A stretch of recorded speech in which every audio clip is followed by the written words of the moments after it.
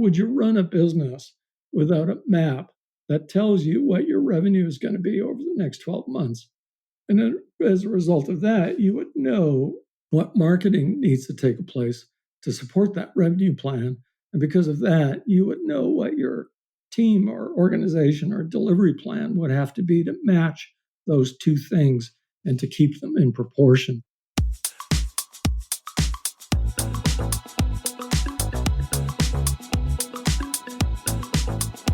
Welcome to the Profit Answer Man podcast, where business owners learn to scale their profits and cash flow and work less doing it. You built your business to fulfill your dreams and serve your mission. You're the backbone of America, creating the jobs and opportunities that keep our economy moving. And for that, you deserve to be well rewarded.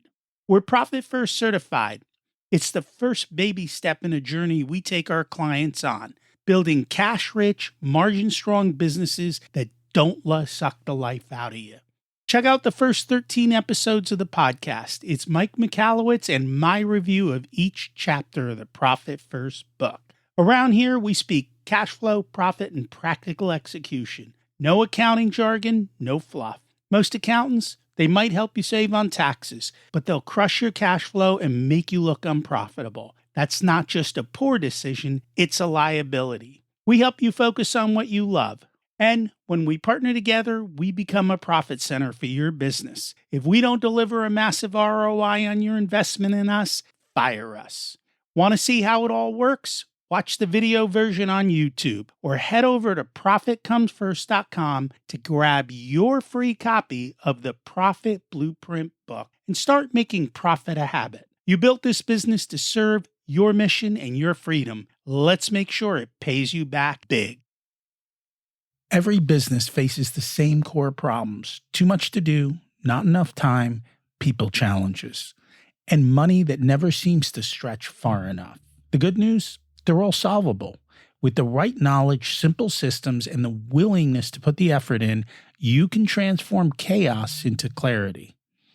That's why I have John Nieuwenburg on. He's a seasoned business coach since 2004 with a remarkable track record of transforming small business enterprises. John has guided over 300 entrepreneurs to amplify profits, eliminate stress and chaos, and reclaim their personal lives. Prior to coaching, he served as president of BC Liquors, overseeing $3 billion in annual sales and a team of 4,000 employees. John brings decades of experience, practical wisdom, and a passion for helping business owners like you build a business that serves your life. We're going to dive into all of that. Let's meet John and see how it's done. Welcome to the Profit Answer Man, John Nieuwenburg. It's great to have you join us today. My pleasure. Thank you for having me. Most excited. Can you share a little bit about yourself and your business? Well, I'm a business coach. What that means in my particular case is I work with small business owners that are typically 1 to 10 team members, a couple to 3 million in sales. They're generally either professional advisors or they're tradespeople. So they're lawyers and health practitioners and wealth advisors. On the other side, they're electricians and plumbers and that kind of thing. What they have in common is they're very good at a trade, very good at a profession, not very good at business. And so, as I sometimes say, I can help you be a better lawyer. I can help you be a better electrician, but that's not what you need help with. It took you 7 years to be a lawyer, 5 years to be an electrician. How much business training did you get? Most commonly, the answer to that is next to nothing or zero. So typically, the owners I work with are challenged around time, team, or money. They're saying things like, I've got too much to do and not enough time to do it. I can't get everything done. If I don't do it, it won't get done. When it comes to team, it's recruiting is very difficult. Hiring good people is hard. Getting the culture you want and getting people to do work at the quality that you need. And then the money component has got two sides to it. One side is I need better financials, reporting, KPIs. I need a dashboard. I need to know how to measure results. And the other side of money is I want more money. I need better sales and marketing. So if you're not complaining about one of those things, then we probably don't have a lot to talk about. You know, I have an economics degree and an MBA. You know what they didn't teach me? How to run a business? How to run a business. Yeah. So I don't think the education's the answer because it isn't necessarily the answer. They have a lot of great theory, but practical knowledge is missing, you know? Yeah. MBAs are great. They have a better application in large corporate environments where there's more of that academic or strategic thinking required. There's almost none of that important enough at the kind of businesses that I'm working with. I don't think it works at the corporate level either. When you I when you won't. dig into them, you'll find that I think they all have the same problem, right? Now, the one thing big corporations have, depending on the corporation, is a lot of times excess money to waste. And they Mm, do waste it, right? They got lucky. They happened to figure out a model. And because they're so big, they can afford an accounting team, they can afford these different things, and they can afford them at scale, which actually gives them a lower cost of doing business. sure. Um, but when it comes to the actual things, I don't know that they're any better than a small Mm, business owner or sure. same problems. So let's dig into some of these. My favorite, of course, and what everyone's here for is the money. Okay. And I know before we hit record, you were ranting about their CPAs. So let's start there. Well, I have a rant. After 28 years as a small business coach and after observing what happens, I think there's the observation I'd like to share is the small business community, small business owners are badly served by the accountants who serve small business owners. And I mean that in the sense that that happens because there's missed expectations. So, typical small business, the accountant who serves a small business thinks of their role as I do year end, I do taxes, and I do compliance. That's basically what I do. And small business owners don't really understand many of them don't really understand the numbers, don't really understand what a P&L means and gross margin and some of these other terms. And when they go to their accountant to ask them about it, that's not the accountant's area of expertise, then they don't really know how to answer that. It leaves small business owners frustrated because they're like, I don't understand. I've got lots of stories where I go to my accountant and I ask, hey, how am I doing? I got cash problems. I don't think I'm profitable. The accountant says, no, you're fine. And so it's really, I don't mean to point fingers. I'm really saying it's because there's different expectations and the fact that small business owners need someone who helps them understand the numbers, understand a perspective of what a CFO does. If you're in a business of $1 million, you're probably not in a place where you can even get a fractional CFO. And yet you still need that kind of intelligence. And so, how do you get it? And I think that's kind of where the difference between small business and big business is, right? Big business can get that kind of help and they can afford to pay somebody like that $500,000 because compared to their revenue, that's chump change. Yeah, Whereas for a small business owner making 1 million to 3 million in revenue, they can't afford that guy. Even if you're at 10 million in revenue, you still probably can't afford that guy. you can't.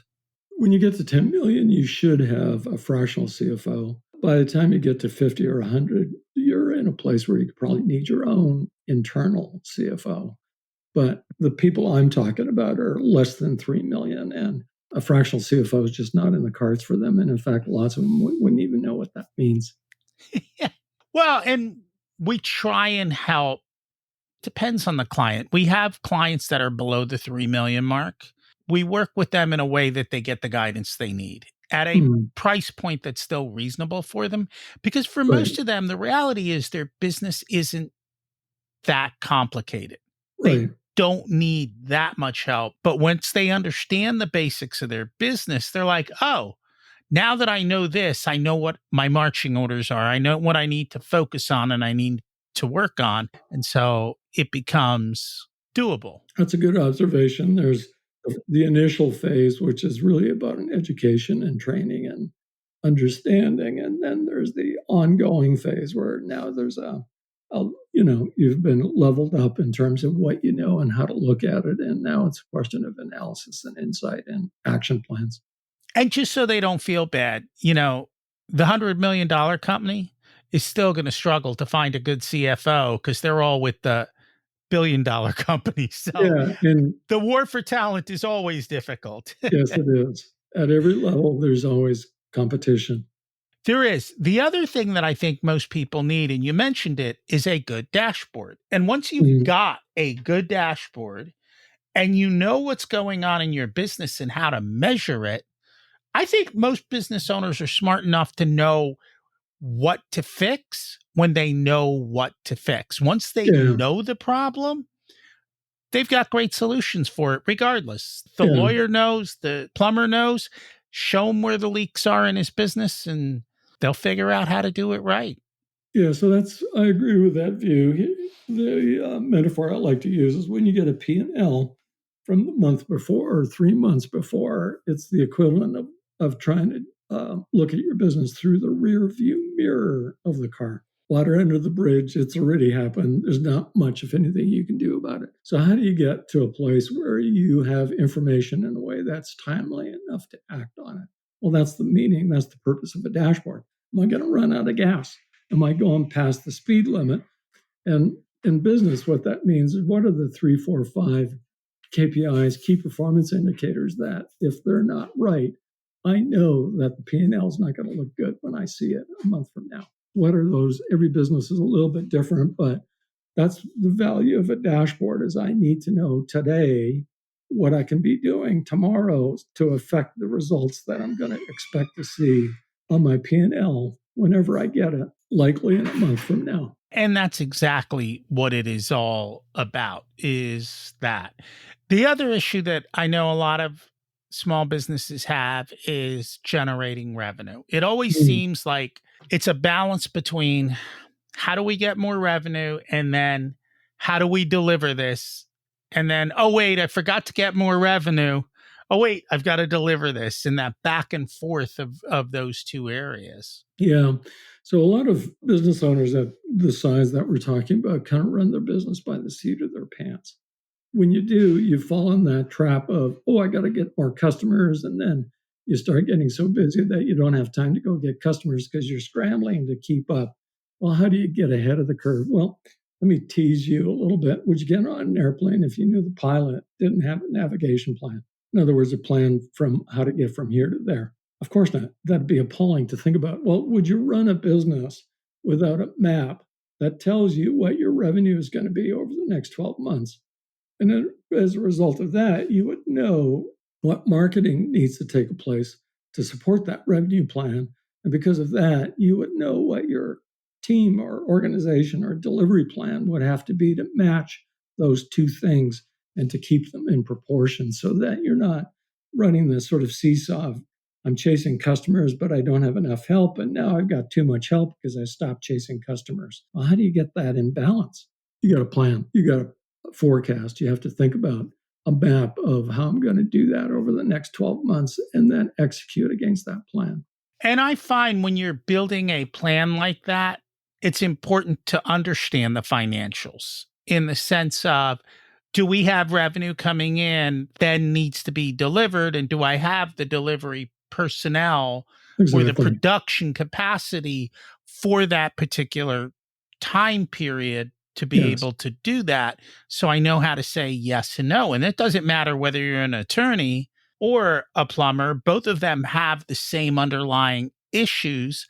They just call it something different, or it's Exactly. just slightly differently labeled. Yeah. And so having the plan and planning the delivery goes along with planning the cash. And when you have that complete scenario, it becomes easier to make those decisions and to also decide which work gets done before other work and how do they all flow together. If you're flying in the fog, it's hard to know which way to go. If you've got a map and a dashboard, you can then pick your route and know that you can follow it instead of just hoping that you're going to fly in the fog and make it okay. In order to fly an airplane on instruments, you have to know how to read the instruments. That's exactly right. Yes, that's the point.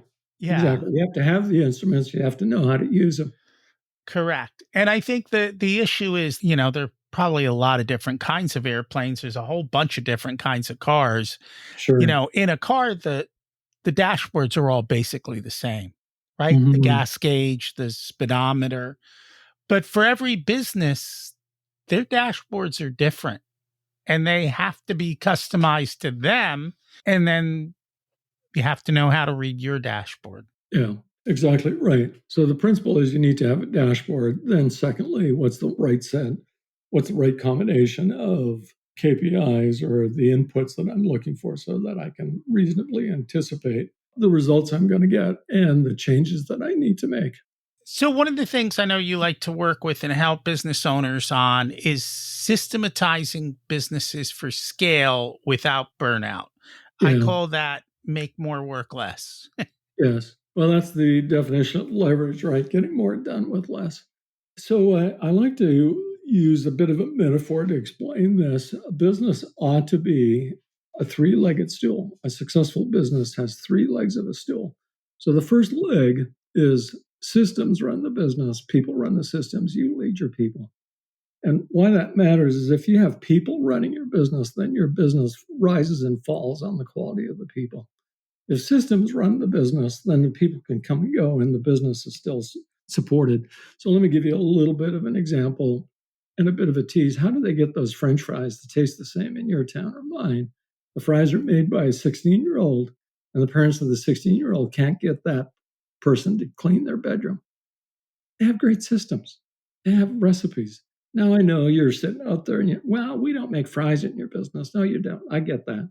But here's the thing, the principle, the concept of systems run the business, people run your systems, you lead your people, that is universal and gets applied in whatever the right set of circumstances are for you. So that's the first leg.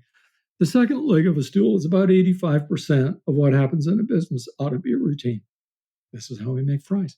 About 15% of the time, stuff happens. Okay. So about 85% ought to be systematized. There's standard operating procedures, there's SOPs, there's checklists, this is how we do it. And then the third leg of the stool is we never look for a people solution, we look for a system solution. So one day we run out of potatoes and we're phoning Rocky at 10 o'clock at night. Rocky's the store manager. Oh my gosh, I don't have potatoes. What do we do? And we figure out an answer in the moment. But when Rocky shows up the next day, what we're thinking is, what would the system have to be so when we run out of potatoes, I don't get a phone call at 10 o'clock at night because the team can work out what the right solution is. So leg one is systems run the business, people run the systems, you lead people. Leg two is systematize the routine, humanize the exception. 85% of business is systems, 15% is human or mistakes. And then the third leg of the stool is we look for systems answers, never people answers when stuff occurs, problems occur. And that is true whether as you scale, that principle applies no matter where you are in the process of scaling your business. The application changes, of course, but the principle stays the same. I find most business owners are not great at building systems. That's right. So, how do they Yeah. do that if they're not great at building them? Yeah. Well, the first thing is it's kind of a mindset thing, first of all. And the first part of the mindset is to recognize that what I've been doing up until now got me this far, but it isn't working today. And so I need to find a different solution. And so then, when the student is ready, the teacher will appear. And so the first thing is, okay, I know what I've been doing up until now is not working and I can't continue this way. So how do I solve that?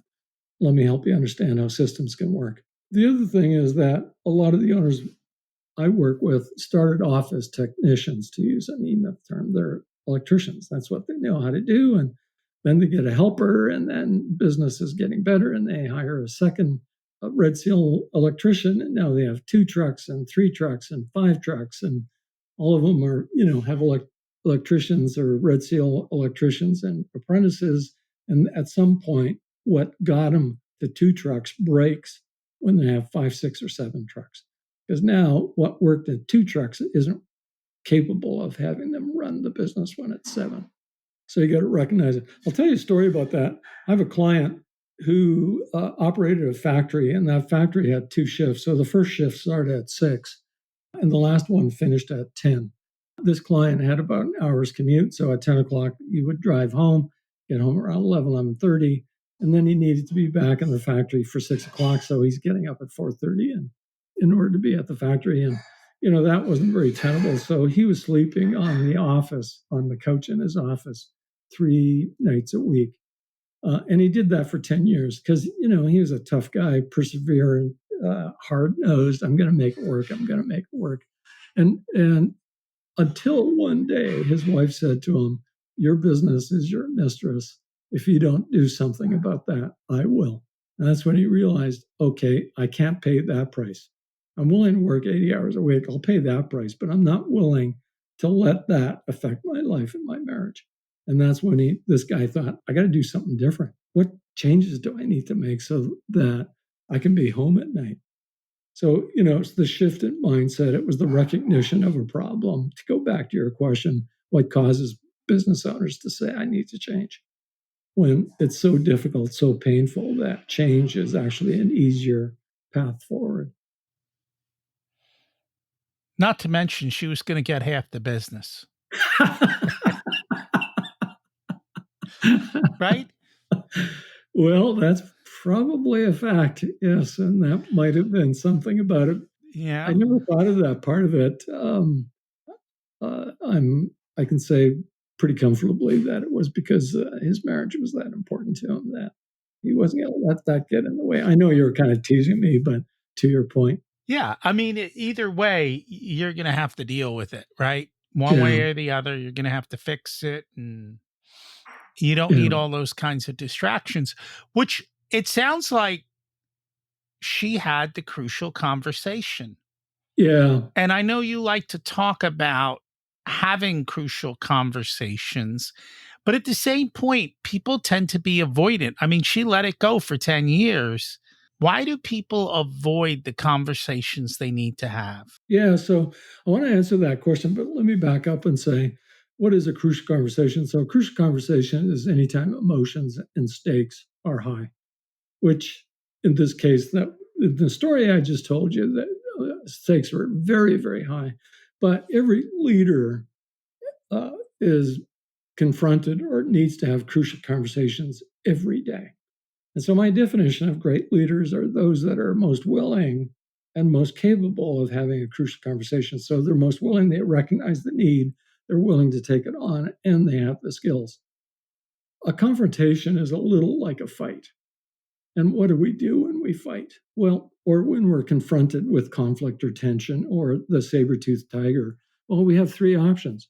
One is we avoid, like you just mentioned. The other one is we fight, okay?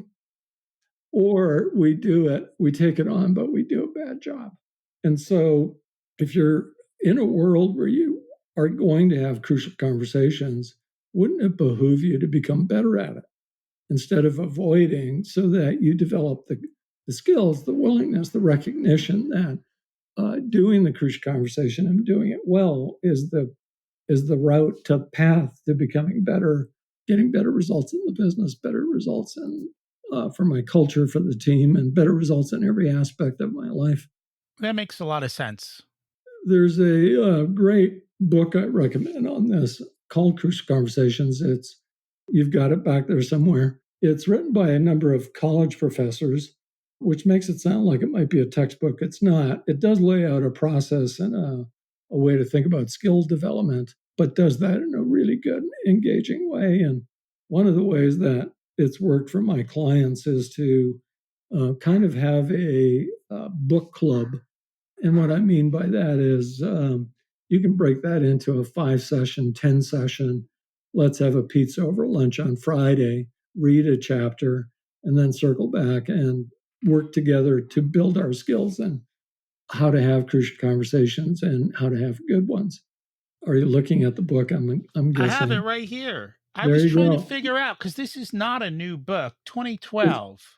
It's been It's around. been around for a while, and it is the one that everybody recommends for when you have to have difficult conversations Well, I that think are it's one of important. the key skills a business owner needs, crucial conversations. And it sort of ties back to something else you said, which is how do you, as a business owner, get better at SOPs? Well, how do you get better at delegating? Well, all of that, again, ties back to having crucial conversations. So it's a virtuous circle. Is to get good at crucial conversations means so many other things in your life are going to get better. Which also kind of leads to the other question of how do you get the great people you want for your business? Because for a lot of business owners, it's a struggle to find people, and it's Yeah, getting harder, I think. it definitely is. I learned a very valuable lesson at the age of about 22. I was a manager of a Tip Top, a menswear store in a shopping center in Calgary. And Calgary in the 70s grew from about 100,000 to about 500,000 people. And in that space, nobody was moving to Calgary to work in retail. They were moving to Calgary because the oil business was booming and there was lots of great salaries and wages to be had. And so it was very difficult hiring. One of the practices I had with my manager is once every 3 months, we would tour the mall where I was the manager, and my job was to point out the two best salespeople that weren't yet working for me.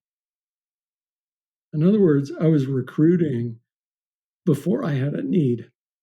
And so I would bump into these people by accident in the food court and chat them up. And I'd be peeking around the corner at their store to see what they were doing and how they were doing it.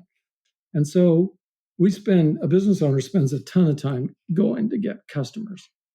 We only recruit or put the effort into acquiring good people when there's a need.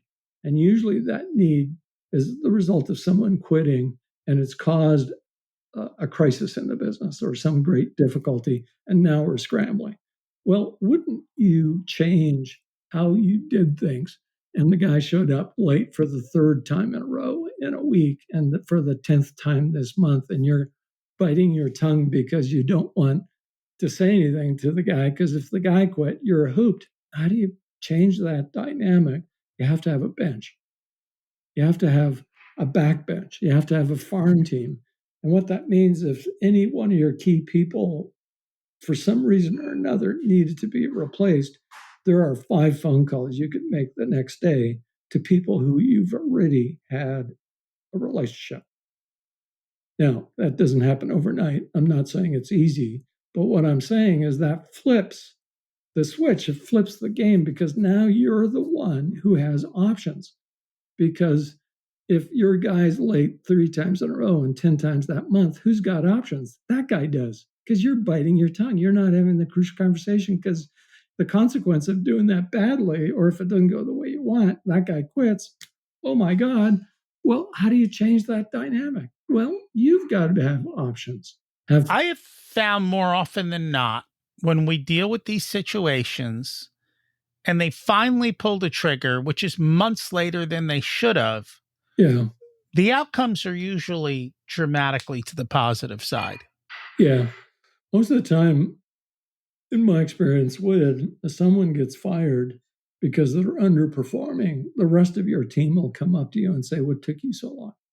That guy's And been a bum, and we've known it. We've been covering his backside forever. And, thankfully, you finally did something about it. which is what drives me up the wall. It's like, why didn't you say something?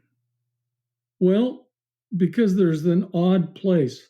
So here's the caution. And part of the answer to your question is that when you let someone go, you have to do it with dignity and grace and treat that person with respect. And the backstory is the Stockholm syndrome. So the Stockholm syndrome is a thing that occurred the first time an airplane got hijacked. It sat on the tarmac in Stockholm for something like a week. And in that time, the passengers who were stuck and kind of hijacked on the plane switched their kind of allegiance and loyalty from the officials who were trying to negotiate. They started supporting the views, the agenda of the hijackers, their mindset, their psychology changed. And so when you let someone go, they'll applaud you for doing it, but they'll also watch you very carefully in how you do it because they want to know if it ever happened to me, am I going to get treated appropriately, with respect, with dignity, treated in the right way out the door. So if you're going to fire someone, do it the right way. You don't do it for that person anymore. You do it for the rest of the team so they can see you're going to do it right. You're constantly sending out signals. Exactly. And so you have to be careful of the signals you send. And hopefully they match your values and your culture. But again, that's another area that businesses don't spend enough time in Exactly. defining what their value and cultures is. And more Exactly important right. than defining it and putting it on the wall, it's living it. Living it. Exactly right. So here's the way to think about it. You don't get the culture you want, you get the culture you deserve. If you're a business owner, you don't get the culture you want, you get the one you deserve. And what does that mean? You get the culture that's the result of how you conduct yourself, the signals you send, the way that you enforce the rules that you have. If you want a great culture, you need to be working at your culture. Lots of business owners think of culture as kind of an, I don't know, kind of an oofy poofy sort of thing, a kind of a thing at the cherry at the top of the cake. And in fact, it's just the opposite. It's the foundation. If you can get your culture right, the rest of the managing the team, managing the business becomes so much easier if you can get everybody on the same page with the same set of values. And we've talked about this many times. Love to hear your opinion, but we tell people you have to hire to values. You can always train skills, but it's very difficult to train values. Absolutely correct. Hire for culture, train for skills. And the reverse of that is people don't get fired for skills, they get fired for culture. And so many times the people that we hang on to, which are bad culture, is because we value their skills and afraid of losing it. And yet their act as a poison, I'm going to say, or a very negative influence on the company. And you just put up with it. Hire for culture, train for skills. We call them terrorists. Yeah, well, that's kind of what they are. Terrorists in their own workforce. Is there anything we should have talked about but didn't get a chance to? There's loads. Let me put it this way. What's the purpose of business? Well, if you talk to a $50 million business or a $100 million business or bigger businesses, you're going to get a different answer than the one I'm going to offer you. The real purpose of a small business, the one doing $1 million, $2 million, $3 million, the purpose of that business is to give its owner the life they want. The purpose of your life is not business. The purpose of life is to live your life. And yet, so often what happens is we get wrapped around the axle of the business that it takes over our life. And so if there's anything you might take away from our time together today, it's this. If your business is not supporting your life, what is it supporting? And I'm a big believer. The purpose of business is to make money, enough money that the business can thrive and you're not waking up worried about payroll next week. Exactly. And the business owner's personal dreams are met and satisfied, that they Exactly. they went into business for freedom and for money. And if they don't have the time, freedom, and the money, then your Something's business not is right. broken. Yeah. Let us fix it. That's really what it comes down to. That's the question I leave you to think about yourself. Is your business serving your life? If the answer to that is yes, congratulations, you're a very special and rare person. And if the answer to that is no, there's a way to get help. And I think people think that it's a long road to solve that problem. And yes, it may take time, but it doesn't take a lot to look at the business model and say, if we make these couple of tweaks, we can go from where you are to where you want to be. And every business, some businesses can move fast, some take time. Yeah. But the point is, I think over a couple of years, we can turn most businesses around or pivot to a business that truly serves the business owner. And once they understand how it works, they can make it work. To address that, lots of business owners think taking on an advisor like you or me is very risky. They're not sure it's going to work, but here's what I know for sure. I promise, I'll guarantee that you'll agree coaching's paid for itself within 4 months, or I do it for free. So your life can be infinitely better in 4 months. It won't be perfect, but the hot burning fire you're feeling will be turned down to the point where you're starting to feel comfortable and recognize there's a better way in So 4 true. months. Yeah. If people would like to learn more about you and your services, where can they find you? I'm easy to find, W5 Coaching. I'm a practitioner of a thing called the Socratic method of leadership. Socrates said the best way to help somebody is to help them figure it out themselves. And you do that by helping people think through what their problems are. And the best way to do that is to guide them through a series of questions. And of course, the 5 core questions are who, what, when, where, why. W5 Coaching. There you go. Thank you so much for joining us today. It's a pleasure to be with you. Do you find yourself facing the same challenges around money, people, and systems? What are you going to do to fix them? Every single business owner wrestles with these issues. The difference is whether or not you choose to take action. And what's important is knowing which action to take and when. These things have to be done in certain steps. That's why there's a recipe to running the business. Do it out of order and you're going to struggle more than you need to. At the end of the day, remember, you don't need more resources. You need to be more resourceful. And always keep your eyes on the only number that truly matters, your bottom line. Thanks for listening to The Profit Answer Man, where we believe more revenue doesn't mean more profit, and the bottom line is what really matters. If you're ready to stop living check to check, take control of your cash flow, and finally get paid what you're worth, we should talk. We work with 7- and 8-figure businesses and well-funded startups. If you're a smaller business, check out the Profit Blueprint program. It's a do-it-yourself solution that also can come with my direct guidance in the same level we give our one-on-one clients. When you're ready for results, book a discovery call. There's a link in the show notes or at profitcomesfirst.com. You'll be speaking and working directly with me. In the meantime, grab your free copy of the Profit Blueprint at profitcomesfirst.com. It's the next step to turning your business into a consistent cash flow generating machine. If you'd like to dig more into leading yourself, your company, and building the ultimate life, listen to my other podcast, Richer Soul, where we cover these topics in great depth. There's a link in the show notes. As we close out, let's repeat the mantra. Revenue is vanity, profit is sanity, and cash is king. Have an abundant and profitable week.